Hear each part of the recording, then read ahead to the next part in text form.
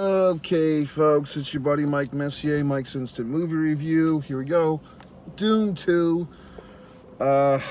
Okay, should you go see this movie? Should you go not? If you're watching me, you've probably already seen the movie and you're just looking for, confirmation of your own beliefs in the film, and that's fine. And I would say, yeah, it's a movie worth seeing.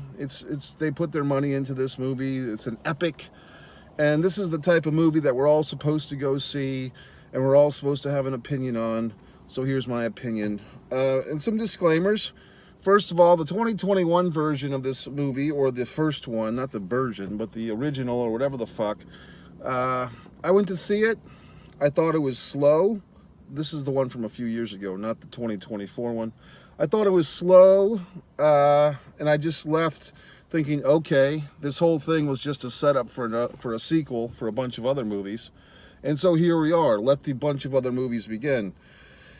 I didn't really recall a lot from the first one, so I had to go back and I went to good old-fashioned YouTube and I dug up, really for the first time, some of these like crib sheets, like recap of Dune 1 or whatever the fuck they're called. Just a couple of videos. It kind of felt like some of these videos were written by Chat AI or whatever the fuck. And just assholes giving me the summary and all this stuff about spice and fucking blue ooze and the eyes and all this crap. I was like, okay, this is why I don't remember the first movie very well, because it seems very contrived, okay? So now we go into this one, and, to my own fault, I go into the theater, I'm tired, I was supposed to do something else, the something else got canceled, so now I'm like, well, now I've got this evening. And of all the things I can do in the world, it feels like a moral obligation or an obligation to you, the people that give a fuck, the 5 people that care about my opinion on this thing, that I have to go see this movie. And I want to see it. I don't want a fear of being left out, folks. I'm going to watch the Super Bowl and I'm going to go to fucking see this movie, okay? So I go to this movie and, okay, here's a fun game. You ready? If you want to see movies these days, here's a fun game if you're getting bored. Count the amount of times any character in the film says this line to another character. Are you okay? Now, your whole life will be changed. Once you start doing this, when you start going to movies, start going to the films, and when they say the lines, are you okay, count. And see how long it takes. In this particular movie, Dune, which is supposed to take place in this other world or whatever the fuck, with basically the first scene, the Zendaya individual starts choking and she, don't spit up the goose or whatever the fuck. And then she's like, eh, and then fucking pretty boy Floyd here comes in. Are you okay? And then she like, and then he goes back to her. Are you okay? And then she even says, okay. And he says, are you? So it's like 2.5 are you okays. It's just funny because if you write screenplays like I do, you start digging through your script. It's such a creative crutch. It's like, okay, one character shows physical manifestation of some issue, whether it's mental sadness, emotional sadness, physical ailment, and another character, for clarification, says, are you okay? And then the first fucking character has to explain what the fuck is going on with them. Or the film explains it in some way. But if you look for this "are you okay" line in cinema, you'll see that it's very much there. The film Mission Impossible from maybe 2 summers ago, whatever, the 7th fucking sequel or whatever the fuck, that had like a record amount of "are you okays." Moving forth, I was starting to doze off a little bit. I would say this goddamn thing is 2 hours and 45 minutes. It's like a job seeing a movie like this. I started to doze off, but then I woke up. And finally, when this goddamn story started to like have some fucking meat to it, like things that I could understand, this vague fucking war of these assholes that I don't care about, yet we're all supposed to give a fuck. Ooh, this imaginary planet that doesn't exist, that we're all supposed to give a rat's ass about, from some sci-fi story written in 1965. Well, can I fill you in? I think it's a tragedy of sorts because from what I understand, having gathered knowledge, okay, Dune, I believe, was written in 1965 or thereabouts, and a decade later, our buddies over there basically borrowed many of the elements from the Dune story, the 6 novels apparently, to create Star Wars. So now, back then, in the 1970s, we didn't have our trusty internet.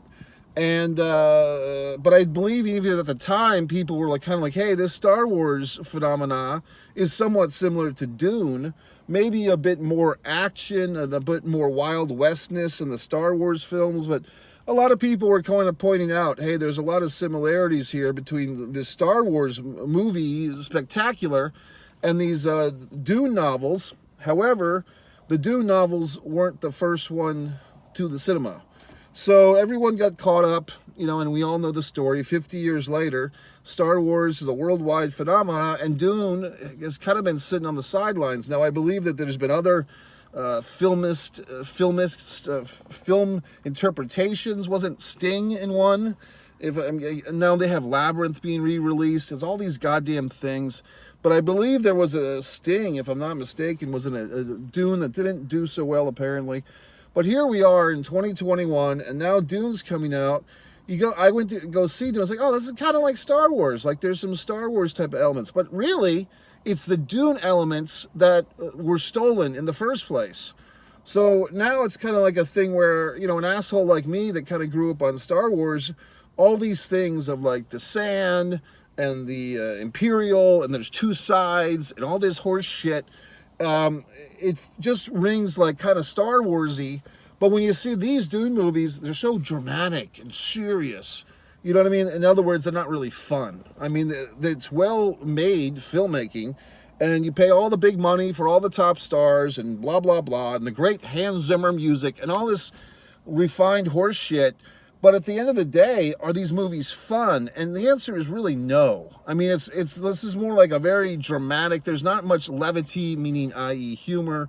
There's no cute little C-3PO. It's just all this boring horse shit. And then the fight scenes are really, for me, what carries it. And then we get into some drama stuff where it's like, okay, the guy that all the young women are coming to finger bang themselves over, Timothy Chalamet, or whatever the fuck, good actor. But basically, when his character is basically like being revealed to be this messianistic fighter of these people, the whatever the fucks, the Frenians or whatever the fuck their names are. It's like all the words are like close to English words. So it's like, was it like Freyon? So it sounds kind of like friend, am I wrong? Or something like that, but it's not. And then he like battles for these fucking people, and he really just wants to bang the Zendaya chick. I mean, that's the whole reason why he's there, which is obvious. And then he's got to fight like a giant fucking snake, and the sand snake or whatever the fuck, and that's how we get our blue serum. What the fuck? So then it's like, and then they go to battle, and then it's like, well, it is written. It is written. Oh, okay, it's written in some fictional fucking book. It's like this Dune's version of the Holy Bible. And we, as the fucking audience in the fucking theater, in our reality, are supposed to buy into this book that we don't have a copy of, that we don't read. These prophecies. Oh, it's a prophecy. Well, Christ, then it has to happen because it was foretold. Well, shit. In that case. So then this fucking asshole, now he's got all this goddamn power. He's embracing his power. He's going to avenge his fucking father. Was his father killed in the first one? Because I cannot fucking recall. And the goddamn first one was out in the theaters for a couple of days a few weeks ago. I did not go to see it because guess what, folks? I didn't like it really the first time. And I knew the first time I saw it, it was just a fucking reason to have this goddamn sequel. But yet here I am. So it's like, basically, I'm not arguing that they haven't made a great movie. Similar to the fucking Lord of the Rings fucks, I didn't give a half a shit about that stuff either, okay? So it's like, here's this big, epic fucking adventure land that we are all supposed to, like, adhere to and buy into. Like, oh, yes, this is a metaphor for our lives. This means something about something. This is Yugoslavia. This is whatever the fuck. No, I don't give a shit. So, but I will acknowledge that when he has the whole thing with Christopher Walken and I will kill you but then I will fuck your daughter. But then he's telling the other ones, Zendaya, I just need you, I want you to hear, I will love you until my dying breath. And you know all the fucking, the young women in the audience are fucking making their auditorium seats damp with these things. And then he's basically saying, you have to pay the price for killing my father. But I'm going to marry and fuck your daughter and to bring peace to the world. What a statement. And then the guy's like, but you can either fight me, Christopher Walken, you 80-year-old fucking man, or you can have your champion fight me. So now we get the fucking guy, I guess it's his fucking cousin, and the bald-headed guy, and I'm kind of cheering for him, because like his character's more interesting. So this is basically the Darth Maul guy, sort of, who comes in, and we've seen him. He's fought in the pit of death a few times, and he's got like the Jabba the Hutt-esque fat bald father that Chalamet already killed, who I guess is his grandfather. So I'm losing I'm totally forgetting what the fuck's going on. Then there's this other woman with tattoos on her fucking face, and now he's like gonna get the hand of the chick from Oppenheimer, and she was Paige in the whatever the fuck, in the wrestling movie, Wrestling with My Family, like this actress who's like a big star.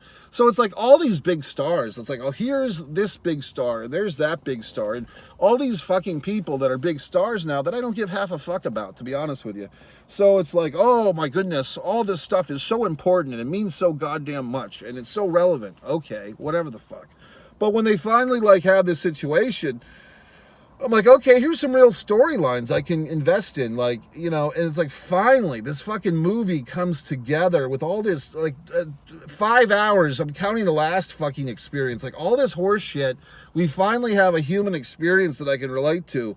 For the good of the kingdom, I have to, basically make peace, but the only way that I'm going to be at peace is if I avenge my father's death. And I'm going to kill this old fucking man. But because he's old, it's not a fair fight. So someone gets to fight in his stead. So that the bald-headed fuck comes in, and he's looking for fame and glory.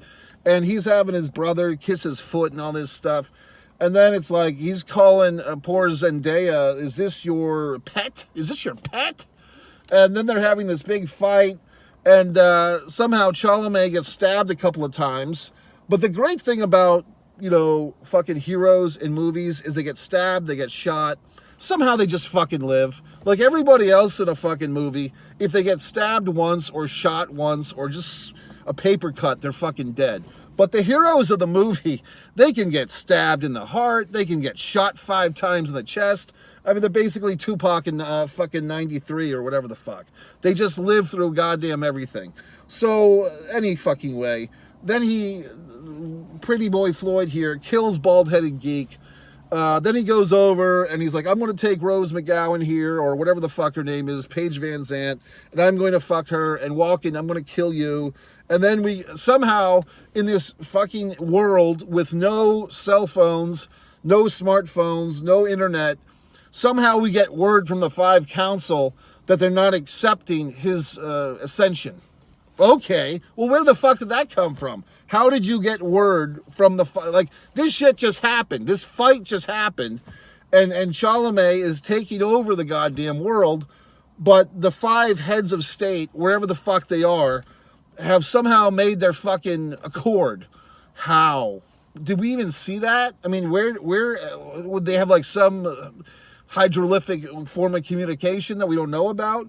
Because I didn't see any fucking board meeting with Samuel Jackson and Jar Jar Binks and all these other assholes deciding that Pretty Boy Chalamet can't rule the fucking world with Paige Van Zant and as his fucking girlfriend, as his wife, and then the pet, and all this other shit, and you throw Spider-Man in there with the fucking punk rock Spider-Man.